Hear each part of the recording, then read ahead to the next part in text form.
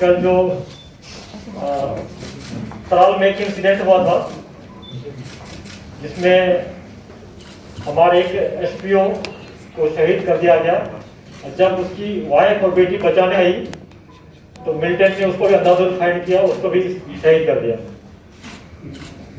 उसमें जैश मोहम्मद का एक पाकिस्तानी मिलिटेंट था और एक जैश का लोकल मिलिटेंट उसमें इन्वॉल्व था। उसको हम लोग आइडेंटिफाई कर लिए हैं, पीछे पड़े हैं, ट्रैक कर रहे हैं। बहुत ही जल्दी उसको हम लोग न्यूट्रलाइज कर लेंगे। मिलिटेंट ने ये दिखा दिया कि कितना ये बारबरिक होता है। ये टीआरएफ वाले जो क्लेम करते हैं, इनोसेंट को मार को क्लेम करते हैं, ये इन्फॉर्मर था, मुखबिर था। ये शो करता है कि जो कितने लोग बारबरिक हैं, कितने झूठ बोलते हैं, कितने लोग दुष्ट हैं। लोग उनकी वाइफ या बेटी कोई किसी का सोर्स नहीं थी। हस्बैंड भी एसपीओ था, बेचारा नौकरी कर रहा था पुलिस में। पुलिस करना, नौकरी करना तो गुनाह नहीं। अगर कोई पुलिस वाला एंटी टेररिस्ट ऑपरेशन में भाग लेते हैं वो भी गुनाह नहीं, उनका ड्यूटी का पार्ट है। जबकि बेचारा वो कोई एंटी टेररिस्ट ऑपरेशन में इन्वॉल्व नहीं था, वो सिंपल एक एसपीओ था। गरीबी हालत में लोग नौकरी ऐसा करते हैं पूरा। ये मिलिटेंट का असली चेहरा है। यह मस्जिद के पास नमाज पढ़ने जाते हैं, उसको टारगेट कर रहे हैं लोग। एक सोसाइटी में, एक कश्मीर में एक फेयर साइकोसिस, एक ऐसा माहौल बनाना चाहते हैं। किनको डर है आने वाले दिन में यहाँ काफी टूरिस्ट आएंगे, लोग आएंगे, यहाँ पर अमन चैन होगा, उसको देखना नहीं चाहते हैं। कुछ पॉजिटिव टॉक भी चल रहा है, उसको भी डिस्टर्ब करना चाहता है। इनका ये मेन मकसद है। यह नहीं चाहता कि यहाँ पर शांति हो, लोग यहाँ पर विकासशील हो, डेवलपमेंट हो, लोग दो पैसा कमाए। इसलिए ये सिविलियन को और इनोसेंट को टारगेट कर रहे लोग। जहां तक कल का ऑपरेशन के बाद बात है, जैसा कि हम सब जानते हैं कि लावेपुरा इनकाउंटर के अटैक के बाद और खुशीपुरा अटैक के बाद, खुशीपुरा में हमारे आर्मी के 2 जवान शहीद हुए थे और लावेपुरा में मार्च में इसी साल सीआरपीएफ के 3 जवान शहीद हुए थे। हम लोग आइडेंटिफाई कर लिए उस मॉडल को। उसमें जो गाड़ी की बात, उसको पहले पकड़ लिए थे। 10 लोग को हम लोग अरेस्ट कर लिए थे। उसमें नाम आया था अबरार का, नाम आया था जो नारगोल का है, नदीम अबरार पूरा नाम है। दूसरा एक एक्टिव का और खुर्शीद मीर का। ये तीनों का मॉडल, दोनों इंसिडेंट क्या था बड़ा इस साल का। खुर्शीद तोपुर इनकाउंटर मारा गया, उससे जो हथियार AK-47 रिकवर हुआ था वो हमारे सीआरपीएफ के जवान का था, उसका नंबर मैच कर गया।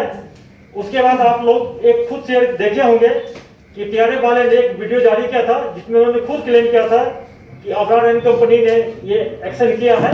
आप सारे वीडियो देखे होंगे। हम लोग पुलिस की टीम हमारे डीआईजी अमित कुमार के सुपरविजन में क्लोजली मॉनिटर कर रहे थे। एक स्पेशल टीम बनाए थे, उसको उसके एक मूवमेंट को ट्रैक कर रहे थे। कल मॉर्निंग में वो अबरार वहां से निकला था नॉर्थ कश्मीर से, और जो मुस्लिम जो है एक पाकिस्तान टेररिस्ट, दोनों को मिलके एक बहुत बड़ा हादसा 2 जगह करना था कल। उससे पहले हम लोग जिस गाड़ी में आ रहा था, हमारे एक स्पेशल नाका के सीआरपीएफ पुलिस ने उसको पकड़ लिया।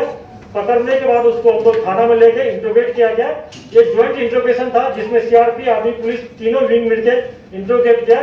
उसके बाद एफआईआर लॉन्च किए, उसमें एफआईआर में उनको पूरा उसको अरेस्ट किए और इंडियन एविडेंस एक्ट 27 सेक्शन के तहत उसको हम लोग फिर जो बोला था कहाँ पर रिकवरी करने के लिए, जो कानूनी लीगल है, हम लोग राइफल उनका जो था हथियार रिकवर करने गए थे। हालांकि एक पिस्टल और एक ग्रेनेड पहले रिकवर हो चुका था और जो घर सस्पेक्टेड हाउस गया था अंदर से फायरिंग आ गया।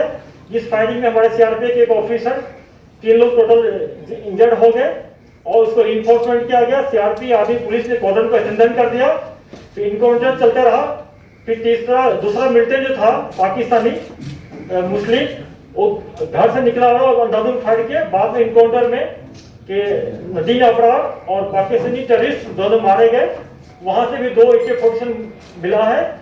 ये पुलिस और सिक्योरिटी फोर्स से बहुत कमजोरी हो, क्योंकि ये मॉड्यूल जो था ये पाकिस्तानी और ये नदीम अबरार, इसका टारगेट था कि बार बार इस एक्सिस पर नारवाल से लेकर हैदरपुरा के बीच में बार बार एनिस को टारगेट करना, सिक्योरिटी फोर्स पर हमला करना, वेपन स्नैचिंग करना, यह इनका टारगेट रहा है।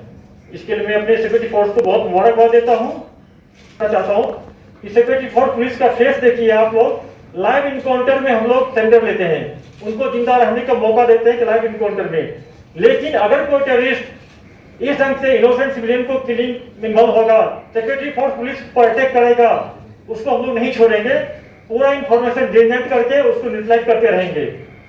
अगर कोई क्वेश्चन है तो सर। जैसा कि हम सब जानते हैं कि सितंबर फर्स्ट वीक में हम लोगों ने ये अनाउंस किया था कि श्रीनगर टेररिस्ट फ्री जोन हो गया, सही में हो गया था। उसके बाद सितंबर सेकेंड वीक में एलईटी का से जब आर्मी का पुलिस का वहां पर बहुत सिक्योरिटी फोर्स का प्रेशर पड़ा तो खुटबनी रेडमनी से शिफ्ट होकर अब्बास से श्रीनगर में सेल्टर लिया है।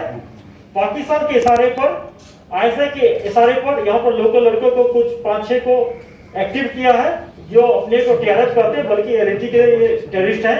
उसमें एक मार चुका है क्या उबैद, बाकी जो है उसके पीछे हम लोग लगे हुए हैं और बहुत जल्दी उसको या तो अरेस्ट कर लेंगे या टोटल उसको न्यूट्रलाइज करेंगे। जहां तक कि इंस्पेक्टर साहब की बात बोले तो देखिए, पुलिस वाले डेली छुट्टी पर हो या ऑफ टाइम में ऑफिस पर घर जाते हैं, उनको जाना पड़ेगा। हर एक लोग को हम लोग सिक्योरिटी फोर्स की तरह हम लोग कैंप पे नहीं रह सकते हैं। ये लोकल है, डेली घर जाएंगे आएंगे, फैमिली के साथ रहना पड़ता है इनको।